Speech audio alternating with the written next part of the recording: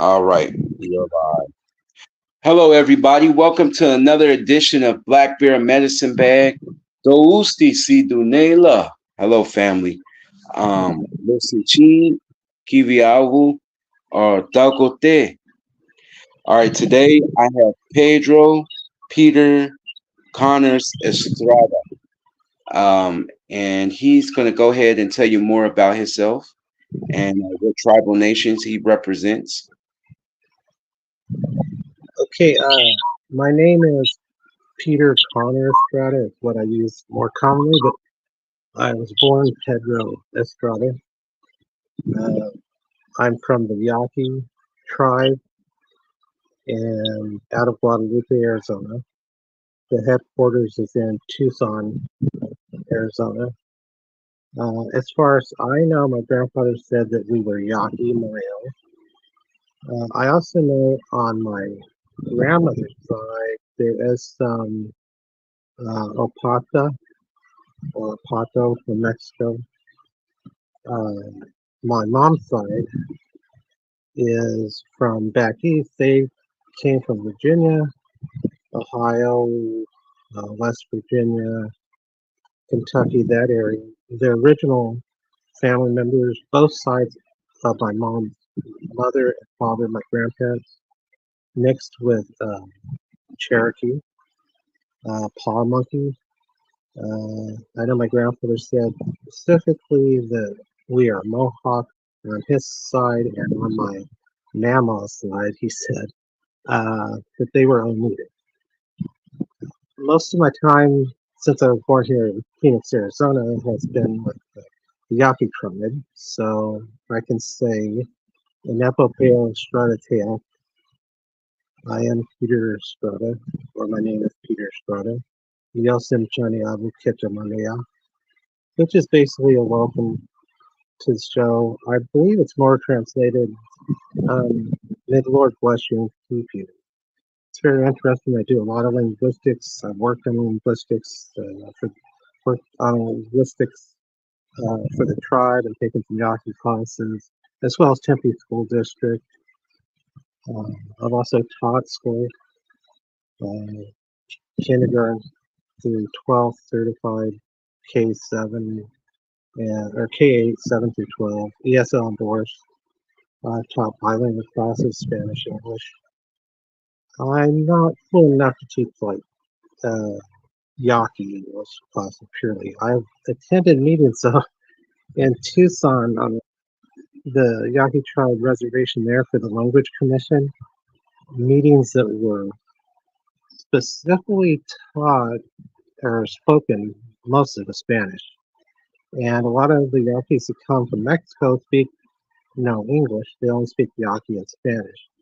So I didn't have a default language to talk with them except to speak with them in Spanish because and my Spanish was not that good at the time, but it was better than my Yaqui. So basically, we were raised more English speakers by my mom, who didn't speak Spanish, and then my dad, of course, did speak Spanish, but he said it's too hard to teach you guys because without both of them being fluent. He taught us what he could. He also taught us a lot of Japanese, which he spoke.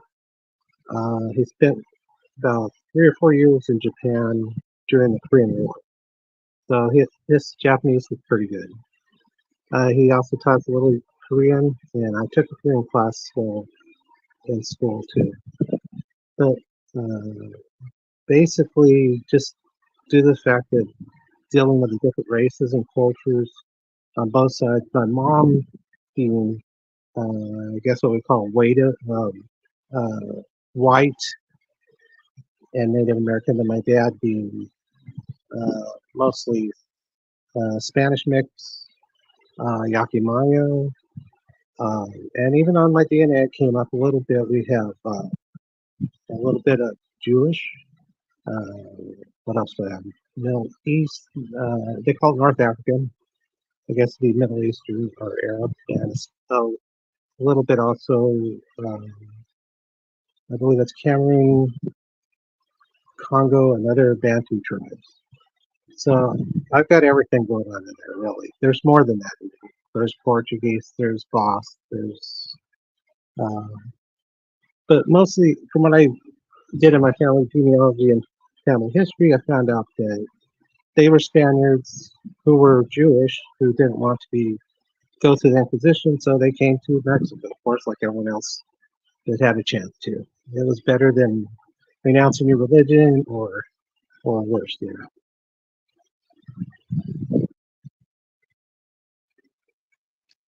Okay, growing up over the years, did you always know that you were Yaqui, or what did somebody tell you at one period of time? How did that happen? Like, because certain period people learn when they're kids, other people learn from family, like having conversations when they're older. And how does a person go about, especially if they're Mexican American, how do they go about tracing their Yaqui heritage if they're not already enrolled with the tribe? That's a two-part question. Oh, it's probably going to be about four parts. Let's start with my dad. Uh, he came back from Korea on a boat, and another soldier, which was a Native American soldier, came up and asked him, like, "What tribe are you with?" And my dad didn't know. He just turned to him and he said, "I'm a Mexican." And then he said the Native American guy kind of looked sad and walked off. So he told the story to my grandfather when he got home, and my grandfather said, "What do you mean? You're Yaqui Mayo. You're an Indio." You know, and with the Spanish, this is my grandfather we called Tata. And, he told my dad, "You're an Indio. Why do you think we go to Guadalupe every time for Easter, Christmas, for the dances, the celebrations and stuff?" And my dad was flabbergasted. He was about 24 years old. He knew they went, he knew they had relatives, but he never thought of himself as a Native American. And also on my mom's side, she knew. She knew that she was a descendant from, I think it's her grandmother. The Foley's go back to one of the Foley's married. I have the record somewhere. It says he married. There's no name for the woman. It's Foley's Indian woman. She didn't get a name. So on that side, that comes down to the Connors, which also I trace for the Connors. They did interpreting for the government with the tribes, and probably because they had already mixed in, I'm assuming. And then on, like I said, on my mom's side, my grandmother, they were mixed with Oneida in New York, and they came from New York to Virginia and somehow married in with this family. And a lot of this family also married people who were at Jamestown and people who were in Boston. So my mom used to say, like, when we went to school and had issues about kids calling us Mexican or kids saying stuff, she would just say, like, "Oh, I'm white, so you're white." But she knew she was Native American, but the way they were raised was never admit to it, never say anything about it, never tell anyone. Because she was raised, let's see, she was born in Indiana, raised in West Virginia, and came to Phoenix when she was like about 12. So back there, you don't say it. You don't tell anybody. They have lists of people in Virginia from the 1600s, people who claim to be white who are what part Indian or black. So that's the kind of thing she grew up in. So basically, I'm about 14 or 15, and my dad's like, "We're going to join the Yaqui tribe." And I'm like, "What?" He's like, "Yeah, they're getting federal recognition, and we can apply, and we're going to join because we're Yaquis." And the first thing I told him was, "Do you mean those kids at school when I walk by them, call me Whitey and stuff like that and try and start fights with me? The ones from Guadalupe?" And he's like, "Yeah, they're Yaqui Mayo from Red River in Mexico." So I went with my mom. We had to do a lot of research, visit family members all over Guadalupe and Tempe, which we knew they were family, but we never thought of them as like Oh, we knew they're Yaqui, but we never thought like we are Yaqui. So we had to get affidavits from three of them. We had to do all the family history, birth certificates, death certificates, and put everything for the application for the tribe, which at that time was the first roll. I think it's 1978 or 79, and I'm about 14 or 15 in high school. Uh, so my dad had the idea and applications, but my mom and I did the footwork, filled it out. So suddenly I'm at school, and uh, with all the poor white kids that call me Beaner or Mexican, it's like, oh, excuse me, now you have to call me Indian or something very common. Maybe Indian hyphen Mexican or Indian hyphen Beaner. I remember riding the bus in high school from day one. The first day being shoved down in high school, getting on the bus to go to the high school, like shoved on my face slammed into the bottom floor, and all the white kids walk up over my back. And then when I finally get back up and try and get a seat, and there's none left, saying Mexicans in the back of the bus. And I'm sitting there thinking, wait, my mom said she's white, I'm half white, which wasn't true because she's white Native American. And then it's like, now it's like I'm Mexican. I accepted it.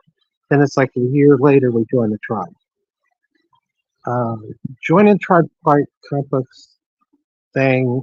You have to do it online, and you have to actually get someone who's already tribally enrolled to call the tribe and say, this person is related to me, and that I will allow you to open the books to show my family history and where they hook in. And they should hook in just like a jigsaw puzzle, like they say.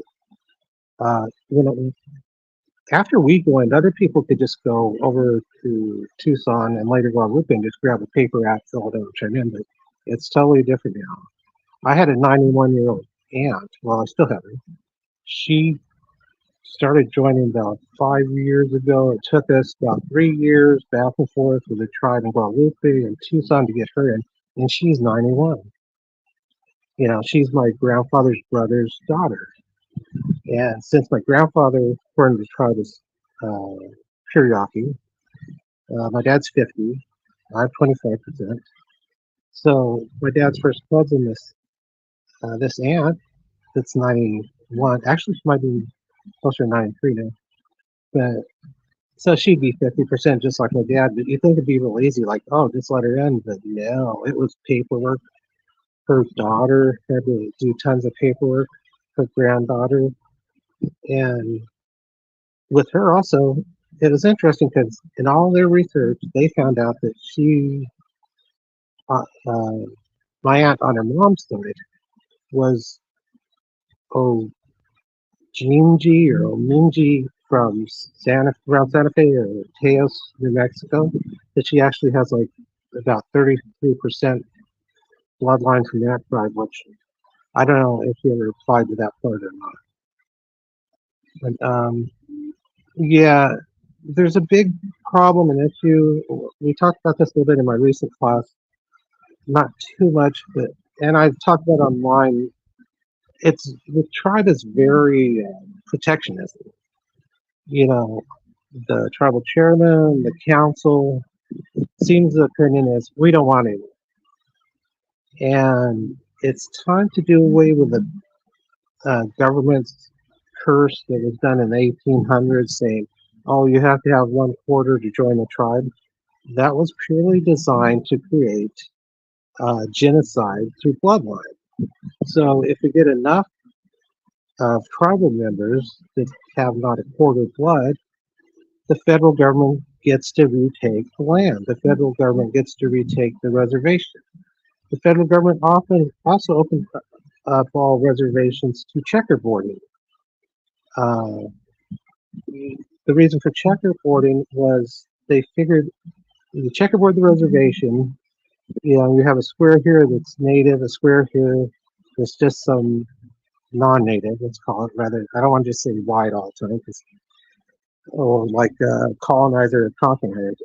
Conquer. A lot of times people call me those things online, and I get kind of angry.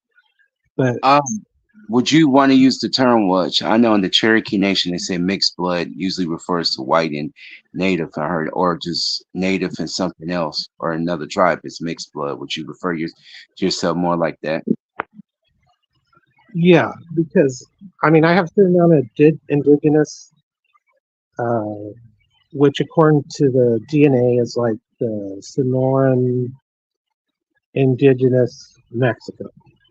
I also have 3 or 4% Yucatan Peninsula indigenous, which is way down in Mexico. But so the most part, is Yaqui, and even in dealing with the Yaqui tribe here in Guadalupe, Arizona, when I used to do stuff with the education department, originally they're like, "Don't say you're Maya." There was a big thing then, like, "No, we don't want you unless you're 100% Yaqui." So you have it amongst the people, amongst the tribes. The leadership doesn't help. The leadership needs to say, forget what the government said. We're going to do straight lineage. We're going to accept anyone who can prove their lineage. Much like the Chickasaw in Oklahoma. You can be 1/1 million. That's a good move because that way anyone who is part is being accepted into the tribe because you might have 1/1 million and be living on the reservation. I don't know. You might be 63% and living in the city all your life. And there is a big move also. One thing we discussed recently in the class I took at the Pascal Yaqui Tribe micro campus. It's a law class. It's through U of A and the College of Law in conjunction with the tribe. Uh, there's such a large move of indigenous people off the reservation, which will give the federal government another right to say, oh, there's not enough of your population on the reservation. We can legally take the land back according to the writings from back in 1830.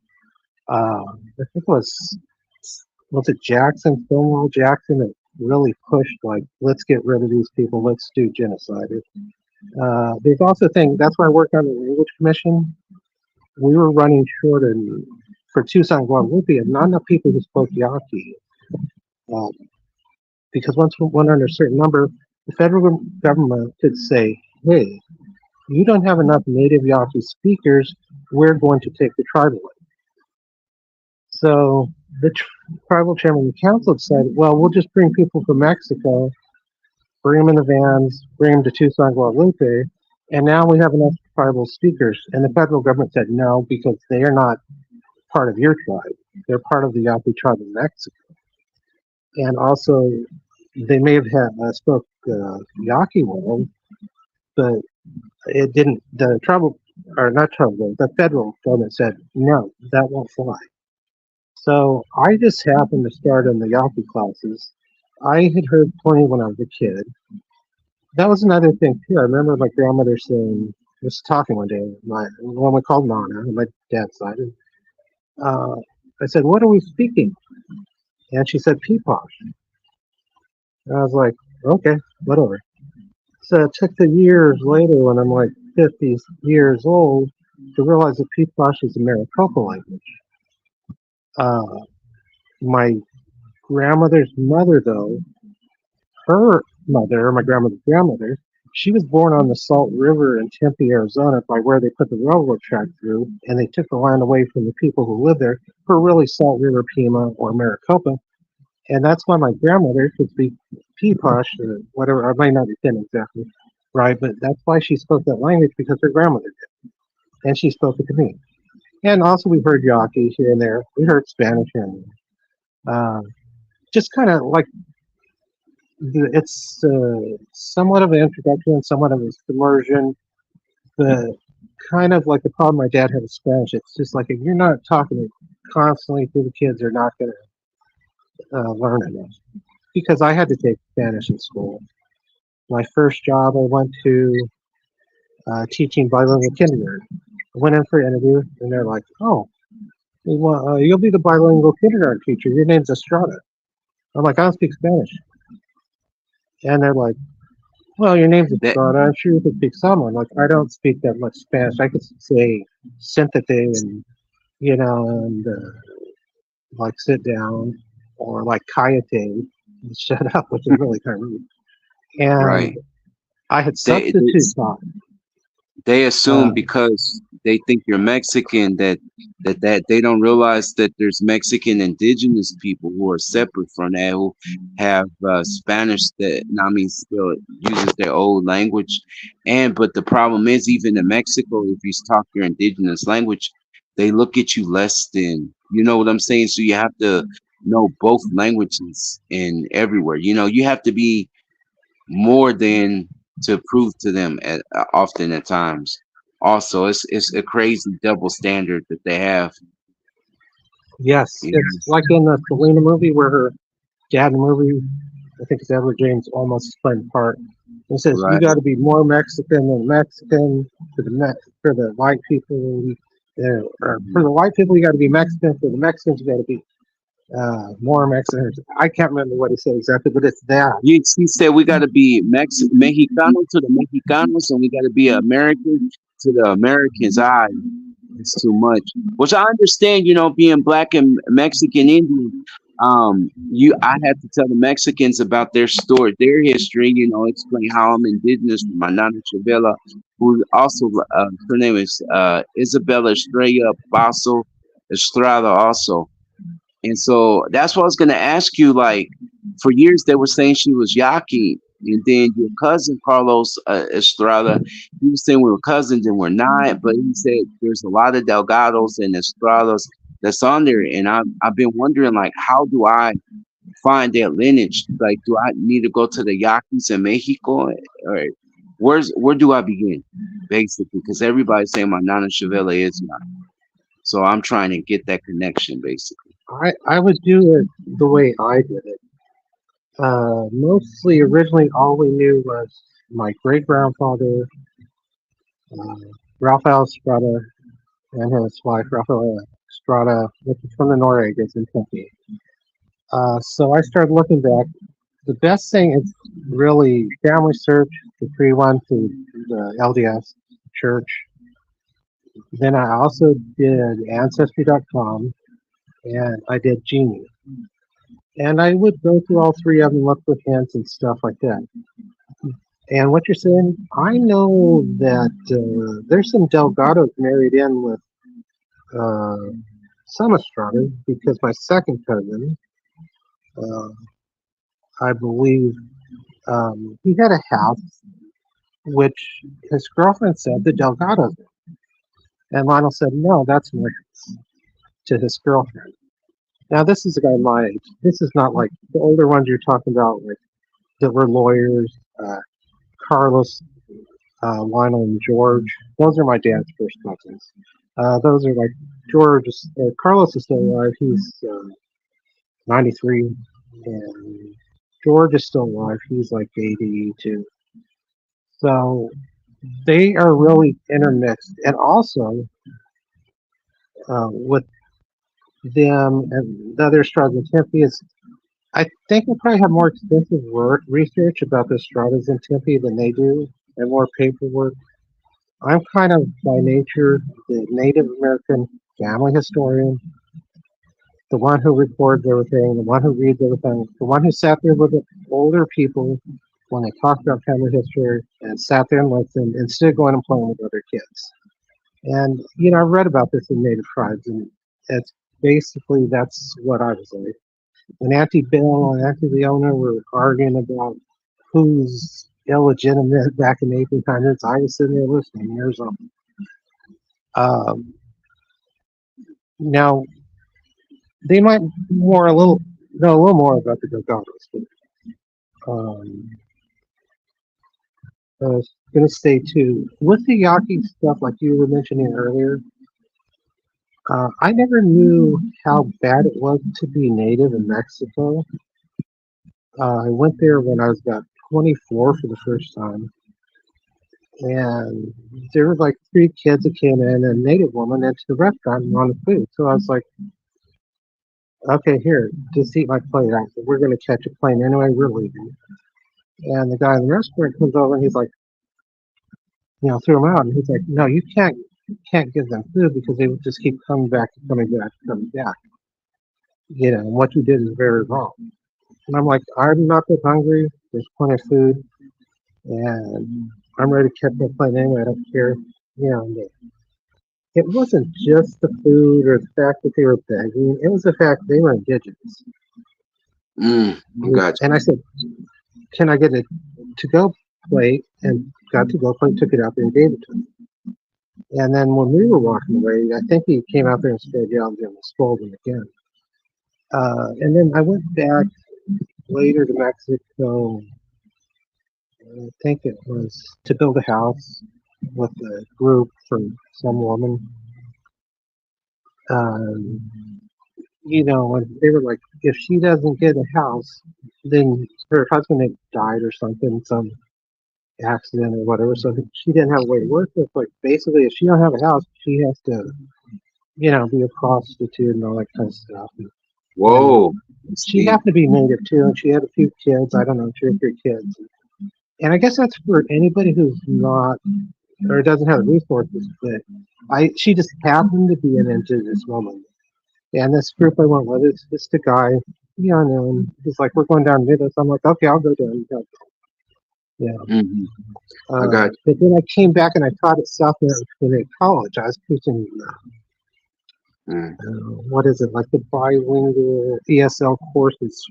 Um, I forget. I was doing like the prep hour before the instructor came in because I was still going to school. And I introduced myself and I said that, I was Yaqui.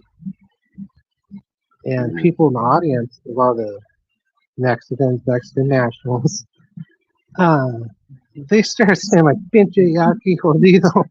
I'm like, "Excuse me?" Right, because they don't know, bro. Why would they even say that? Because to me, I'm like, man, you're acting like the colonizers, the Españoles, que pasó? But they don't. But they forget that the indigenous people, Yaquis, in there, the Apaches, they held them off.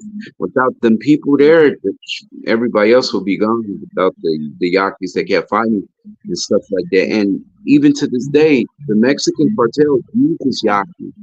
They help them with their trade. If they act up, they cut their trade off. I heard Yaquis to this day, you can't pass through their land without paying them something. You don't pay the Yaquis, they're gonna go ahead and take care of your car.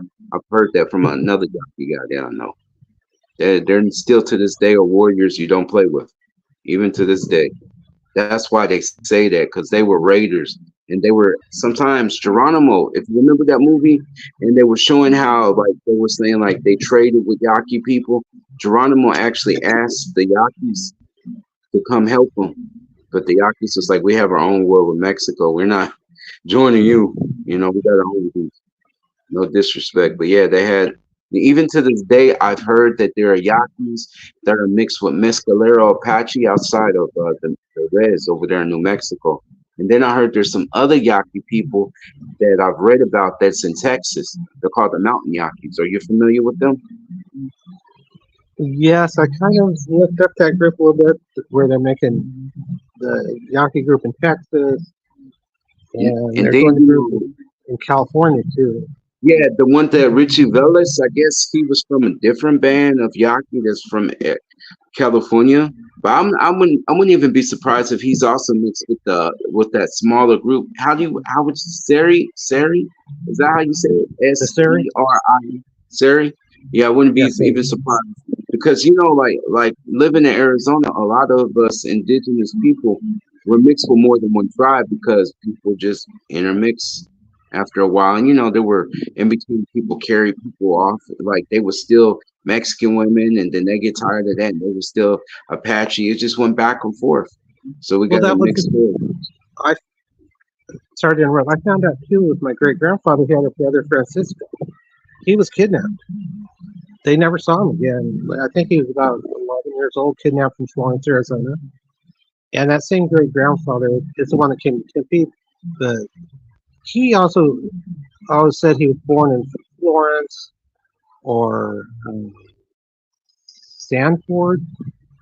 And I researched he was born in like Rogerstown, and at the time he was born in Rogerstown, Rogerstown was part of the um, the Apache tribe out there. It wasn't Yaquis, so I kind of wondered.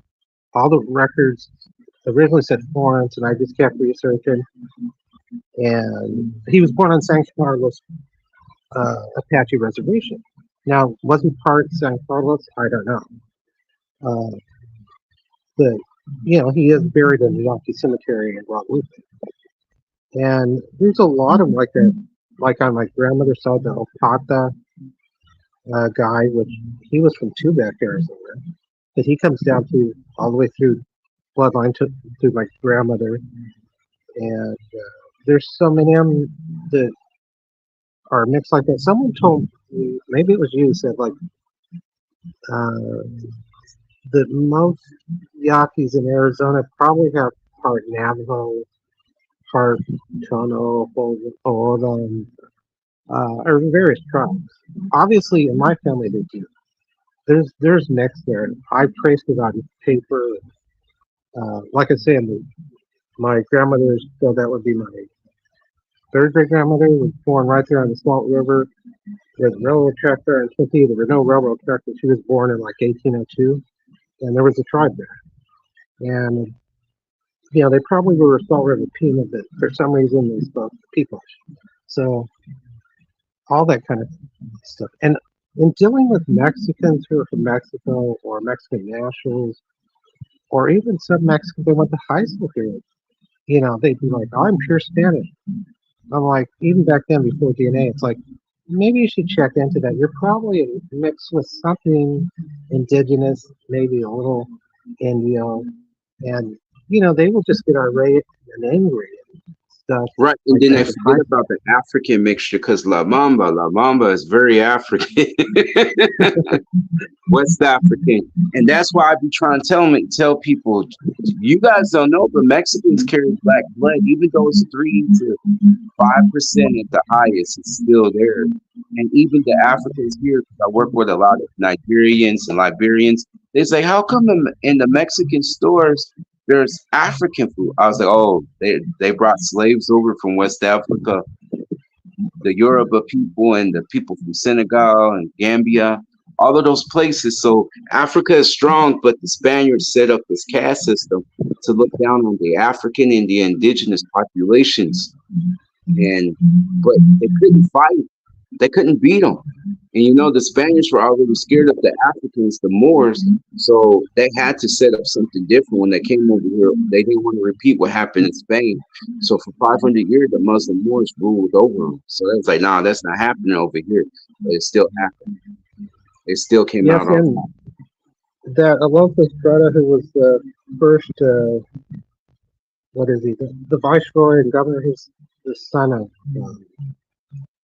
the king of Spain. Well, he brought over, in my research, because originally I thought I was descendant from him.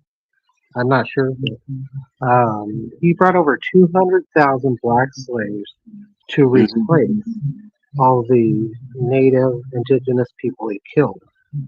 And of Hmm. course, they're going to mix in when you kill that many people. It's like, and they're going to mix with the Spanish. And even I didn't know. I told my grandmother this. I mean, I told my mom this. I was like, Taka kind of looks a little bit black. Hmm. And she was like, being white, Native Americans and back east, she was kind of like, "Oh, don't say that." But then Hmm. when I get my DNA, it's 1 to 2%. It's not much, 1 to 2%. Cameroon, Congo, and other Bantu tribes. 1 to 2% North Africa. 1 to 2%, yeah, Jewish. Hmm. And later they changed it to Ashkenaz. Like 4% Portuguese. Think about 3 to 4% Boss. Hmm. So, and it's like I tried to tell Mexican people for years. It's like people are going to live in the same area. They're going to be attracted to each other. They're going to mix whether you like it or not. And that's what happened. And Right. also on my DNA, I have some cousins that are from the uh, Pio de Jesus Pico, the the black Mexican or black Spanish governor of California. So some of his descendants, which may be from his brother or his sister, and his mother was a Gutierrez, and he has an Estrada mixed in there somewhere, but they say he had no kids. But Got from his siblings or something, they had kids. They're over there in California. Some are still named Pico. So they have some African, black, or whatever, just like I do, probably maybe even more. But their DNA matches to me. So what good is it to say like, oh no no no, we're not we're related? Because I've had a couple guys from California tell me. One that said like, if you keep saying you're Yaki, I'm gonna just not guilty and say I'm not related to you. He's like, I'm Spanish. And I'm like, you don't know what you are. You're Spanish mix. You're Boss, Portuguese, because this is a fairly close cousin. mm-hmm. And he's like, I don't want to hear anything about my great great great grandmother being a Yaqui. And I'm like, well, it's too bad. My DNA says it. I'm in the tribe. If you don't want to talk to me anymore, whatever.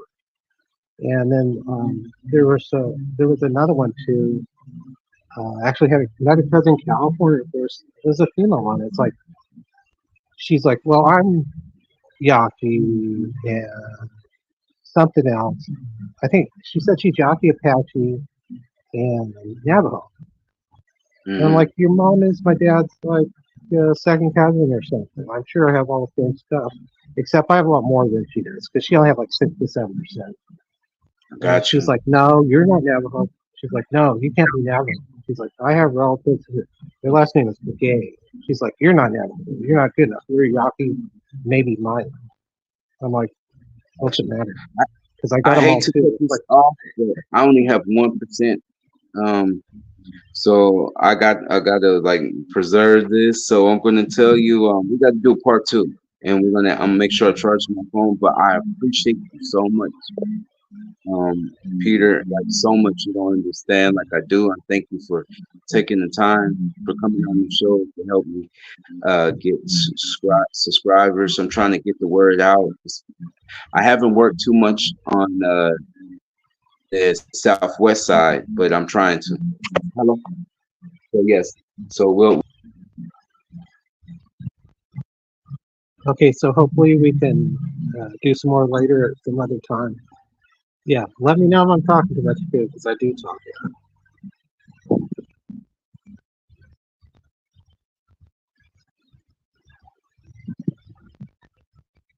And thank you.